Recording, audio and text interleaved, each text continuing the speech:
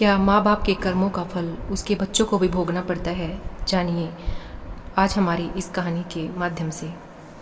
एक बार एक राजा हुआ करता था। एक राजा की 2 रानियाँ थीं। घर में बड़ी रानी की ही मर्जी चलती थी, छोटी रानी की हमेशा अवहेलना की जाती थी। राजा भी छोटी रानी से उदासीन रहते थे। छोटी रानी के दिन अत्यंत कष्ट में बीत रहे थे। छोटी रानी के 2 पुत्र थे, मोहन और बसंत। राजा अपने दोनों बेटों का भी ख्याल नहीं रखते थे। दोनों को न तो अच्छा भोजन मिलता था, न अच्छे वस्त्र। बड़ी माँ की जली कटी बातें भी उन्हें सुननी पड़ती थी। छोटी रानी सब देखती और यह सब सहती रहती थी, पर बड़ी रानी को इससे भी संतोष नहीं था। वह हमेशा छोटी रानी को नीचा दिखाने की चेष्टा करती रहती। एक दिन दोनों रानियां नदी में स्नान करने गई। बड़ी रानी ने छोटी रानी को अत्यंत प्यार से कहा कि आओ तुम्हारे सिर में साबुन लगा दूं। साबुन लगाते लगाते उसने चुपके से एक दवा की टिकिया उसके माथे पर घिस दी। दुखियारी छोटी रानी देखते देखते एक तोता बनकर टीटी करती हुई उड़ गई। घर आकर बड़ी रानी ने कहा कि छोटी रानी तो नदी में डूब गई। राजा ने सहज ही विश्वास कर लिया, मानो राजभवन की लक्ष्मी चली गई। राजभवन में अंधकार फैल गया। छोटी रानी के दोनों पुत्रों मोहन और बसंत के दुख की कोई सीमा न रही। उधर तोता बनी छोटी रानी उड़ती उड़ती एक राजा के राजभवन में जा बैठी। राजा की एक सुंदर बेटी थी। वह बोली, पिताजी मैं उस सोने के तोते को लूँगी। राजा के आदेश से उस तोते को पकड़ लिया गया और एक पिंजरे में बंद कर दिया गया। धीरे धीरे समय बीतने लगा। उधर बड़ी रानी को 3 पुत्र हुए, लेकिन यह क्या, सभी पुत्र अत्यंत दुबले पतले। ऐसा लगता था मानो फूंक देने से ही वे उड़ जाएंगे। बड़ी रानी का तो रो रो कर बुरा हाल। वह बड़े जतन के साथ अपने पुत्रों का पालन करती। वह उन्हें खूब पकवान खिलाती, लेकिन वे मोटे नहीं हो पा रहे थे। दूसरी ओर बड़ी रानी छोटी रानी के पुत्रों को ठीक से खाना भी नहीं देती थी, फिर भी वे मोटे ताजे थे। यह देखकर वह और कुड़ जाती।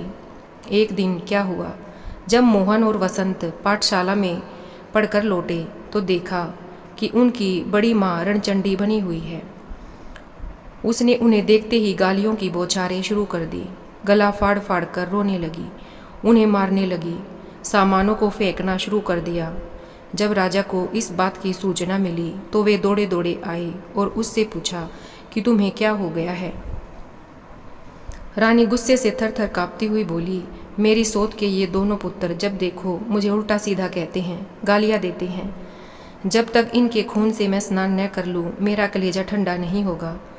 राजा ने कहा कि ऐसा ही होगा। फिर उन्होंने जल्लाद को बुलवाया और आदेश दिया कि इन दोनों भाइयों को मारकर इनका खून लाकर बड़ी रानी को दे दो। मोहन और वसंत का तो रो रो कर बुरा हाल था, पर जल्लाद को तो राजा के आदेश का पालन करना था। सो उनके हाथ पैरों को रस्सियों से बांधकर बलि देने के लिए वह ले जाने लगा। मोहन वसंत के चित्कार को सुनने वाला वहाँ कोई नहीं था। जल्लाद मोहन और वसंत को एक जंगल में ले गया। वहाँ उसके वस्त्र उसने उतरवा लिए और पेड़ की छाल उन्हें पहना दी। मोहन बोला, भाई हमारे भाग्य में यही लिखा था। जल्लाद ने उनके हाथ पैर खोल दिए और कहा कि राजा की आज्ञा है कि राजपुत्र क्या करता मुझे मानना ही था, पर तुम लोगों को मैंने अपनी गोद में खिलाया है। तुम्हारा खून मैं कैसे कर सकता हूँ? मेरे नसीब में जो लिखा है वही होगा। तुम चादर ओढ़ लो और इस जंगल से निकल जाओ। कोई तुम्हें राजपुत्र के रूप में पहचान नहीं पाएगा।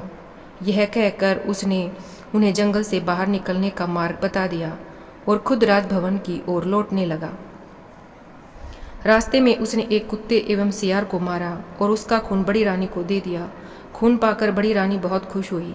उसने उस खून से स्नान किया और खिलखिलाती हुई अपने पुत्रों को अत्यंत स्वादिष्ट भोजन कराया और खुद भी खाया।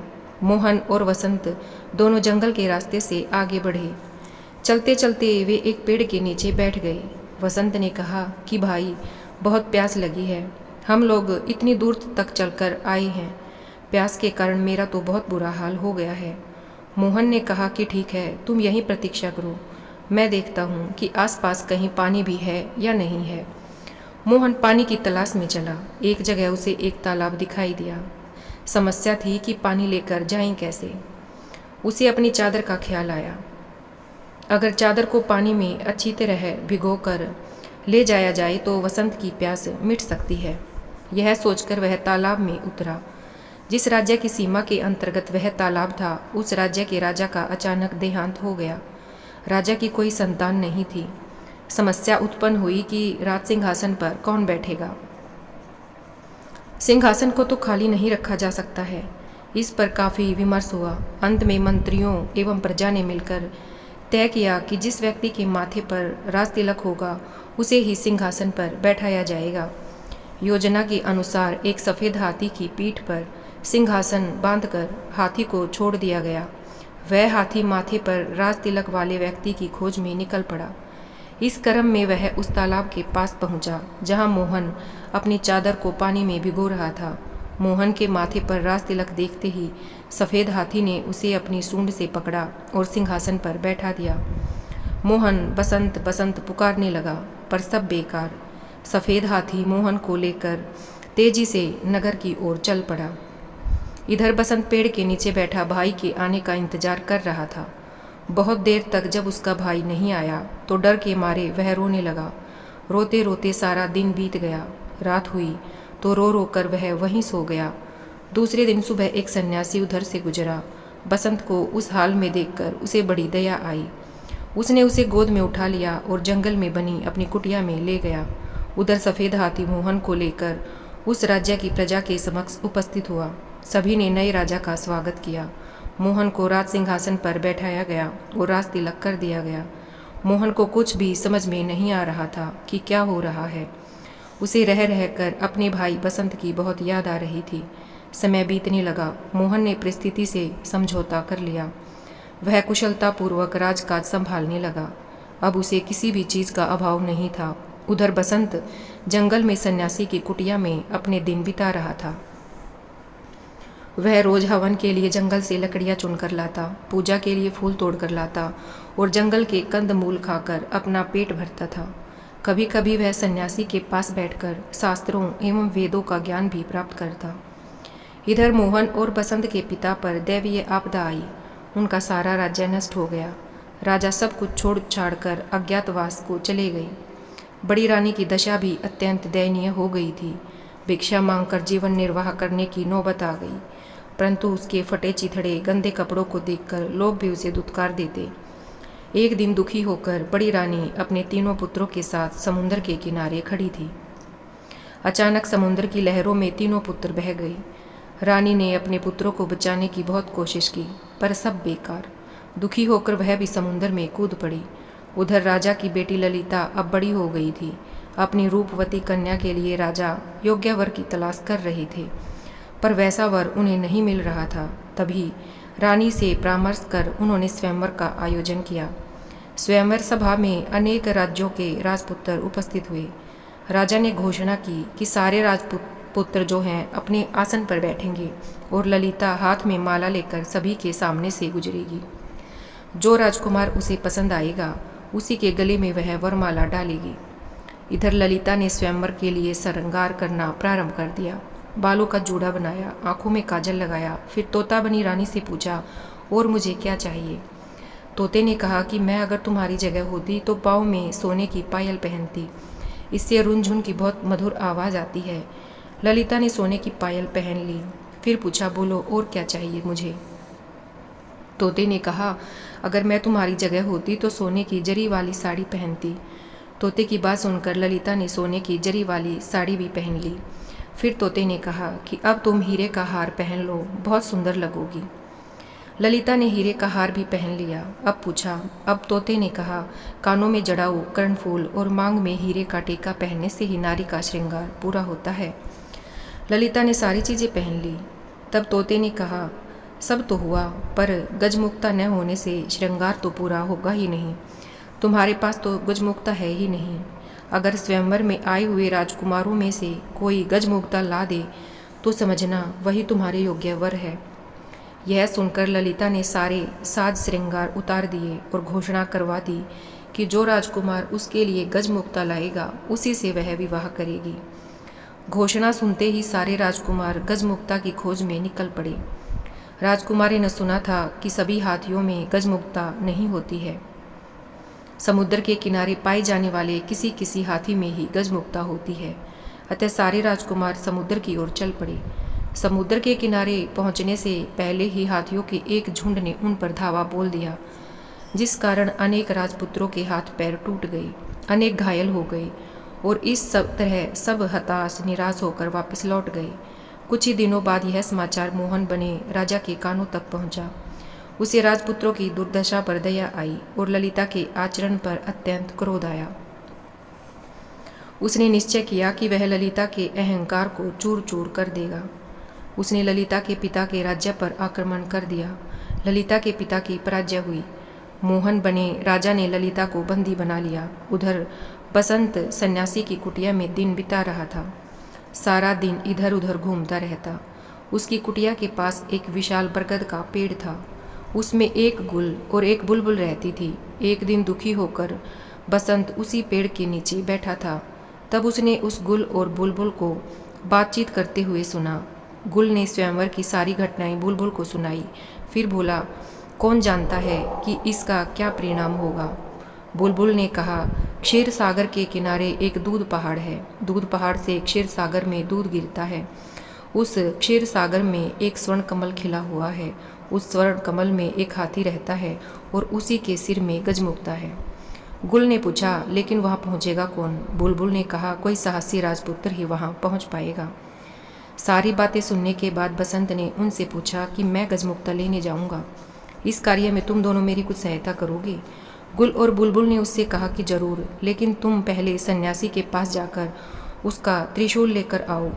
फिर सेमल के पेड़ के पास जाकर राजपुत्र के वस्त्र मांगो। सारी चीज़ों की प्राप्ति तुम्हें हो जाएगी। बसंत ने सन्यासी से त्रिशूल लिया, सेमल के पेड़ से राजवस्त्र प्राप्त किए और उन्हें पहनकर समुद्र की ओर चल पड़ा। क्षीर सागर पहुंचकर उसने देखा कि स्वर्ण कमल के बीच दूध की तरह सफ़ेद एक हाथी के सिर पर गजमुक्ता है। गजमुक्ता की रोशनी से चारों ओर उजाला फैला हुआ था। बसंत उस सफ़ेद हाथी की पीठ पर कूदा। जैसे ही उसने सफ़ेद हाथी के सिर पर त्रिशूल को रखा, वैसे ही सागर, स्वर्ण कमल, सफ़ेद हाथी सब गायब हो गए। वहाँ केवल एक कमल का फूल खिला हुआ था और उसके अंदर गजमुक्ता की माला थी। मनुष्य की आवाज़ में कमल के फूल ने पूछा, निश्चय ही तुम राजपुत्र हो, कौन सा राज्य है तुम्हारा? बसंत ने कहा कि मैं राजपुत्र नहीं हूँ, एक सन्यासी के साथ जंगल में रहता हूँ। ठीक है, तुम गजमुक्ता को अपने सिर पर और मुझे अपने हृदय में रखो। ललिता के साथ तुम्हारा ही विवाह होगा और तुम्हारा जीवन सुख से बीतेगा। बसंत क्षीर सागर के बालू पर चलता हुआ वापस लौटने लगा। तभी उसे कुछ आवाज़ें सुनाई पड़ी। हम लोगों को भी साथ ले चलो भाई। वह भौचक्का होकर चारों ओर देखने लगा। उसे आसपास कोई भी नहीं दिखा। वह आगे बढ़ा तो फिर वैसी ही आवाज़ें आई। उसने गौर से बालू को देखा तो उसे लगा कि उसके पैर के पास बालू के अंदर से आवाज़ें आ रही हैं।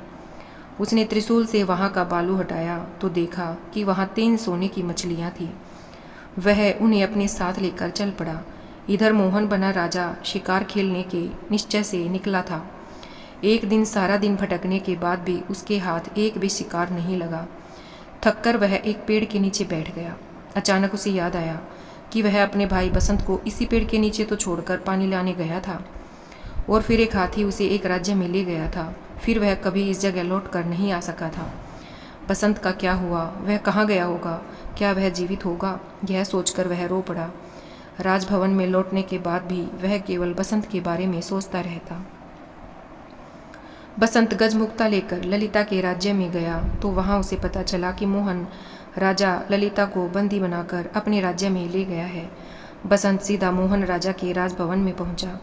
राजा के अंगरक्षकों को 3 सोने की मछलियां देकर कहा, अपने राजा से कहो कि ललिता को छोड़ दे। लेकिन मोहन राजा तो अपने भाई के शोक में डूबा अपने कमरे का दरवाज़ा बंद कर अंदर बैठा हुआ था। राजा की आज्ञा की प्रतीक्षा में बसंत 7 दिनों तक हाथ में त्रिशूल लिए, सिर पर गजमुक्ता रखे राजमहल के सामने बैठा रहा। 8वें दिन मोहन राजा थोड़े सामान्य हुए तो दासियां सोने की मछलियों को काटने बैठी। लेकिन आश्चर्य, मछलियां बोल उठी, हमें न काटो, हम राजा के भाई हैं। अंगरक्षकों ने जब मोहन राजा को बसंत की बात बताई तो वे स्वयं राजभवन से बाहर आए। वहां अपने भाई बसंत को देखा तो दौड़कर उसे अपने गले लगा लिया। तभी वे दासियां उन बोलने वाली सोने की मछलियों को लेकर राजा के पास पहुंची। लेकिन आश्चर्य, मोहन राजा के हाथ लगाते ही तीनों मछलियां 3 मनुष्य में बदल गई। उन्हें देखते ही वे पहचान गई, वे बड़ी रानी के पुत्र थे। मोहन बसंत ने बड़ी रानी और राजा के दुर्भाग्य की सारी बातें उनसे सुनी। उनकी आंखों से आंसू बहने लगे। पांचों भाई आनंद पूर्वक राजभवन में रहने लगे। मोहन राजा अपने भाई बसंत के विवाह की तैयारियां करने लगा। उसने ललिता के पिता के पास जाकर समाचार भेजा कि उन्हें मुक्त किया जा रहा है। पिंजरे के तोते ने ललिता को खुशखबरी दी, गजमुक्ता लेकर राजपुत्र आ गया है। ललिता बोली, जानती हूँ। उसी समय एक दासी दौड़ती हुई आई और उसने प्रसन्नतापूर्वक कहा कि गजमुक्ता लाने वाले राजपुत्र राजा मोहन के ही भाई हैं। ललिता बहुत खुश हुई। उसने तय किया कि वह अपने प्रिय तोते को आज अपने हाथों से स्नान कराएगी। उसने गाय के दूध में कच्ची हल्दी को पीसकर दूध में मिलाया और उससे तोते को स्नान कराने लगी। ललिता के हाथ से तोते के माथे की दवाई पुछ गई। देखते ही देखते तोता एक सुंदर नारी बन गया। ललिता ने आश्चर्य से पूछा कि तुम कौन हो, परी या देवी? वह बोली, मैं राजरानी हूँ। मोहन और बसंत मेरे ही बेटे हैं। उसके बाद उसने अपने साथ घटी सारी बातों को उसे बता दिया। अगले दिन ललिता के साथ बसंत का विवाह धूमधाम से संपन्न हुआ। विदा के समय ललिता ने अपने पिता से कहा, मैं पालकी में अकेली ही जाऊंगी। पिता ने पूछा, यह क्या बात हुई? ललिता बोली कि मैंने प्रण लिया है कि सुबह प्रार्थना के समय अकेली रहूंगी। पिता बोले कि ठीक है, जैसा तुम चाहती हो वैसा ही होगा। सभी से विदा लेकर ललिता सुंदर पालकी में बैठ गई। उसने चुपके से छोटी रानी को अपनी पालकी में बिठा लिया। बसंत भी अपनी पालकी में बैठ गया। मोहन राजा के महल के पास जब पालकी रुकी तब उससे ललिता के अलावा एक अपूर्व सुंदर नारी भी उतरी। सब उसे आश्चर्यचकित होकर देख रहे थे। उसने पालकी से उतरते ही पूछा, कहाँ है मेरे मोहन बसंत? मेरे पास आओ। माँ की पुकार सुनकर मोहन और बसंत दौड़ कर आए और उससे लिपट गए। बड़ी रानी के तीनों पुत्र भी दौड़कर वहां पहुंच गए। इस सुखद समाचार को सुनकर थोड़े दिनों बाद राजा भी लौट आए। इस प्रकार छोटी रानी के दुखों का अंत हुआ। सभी ने सुखपूर्वक दिन बिताने शुरू किए।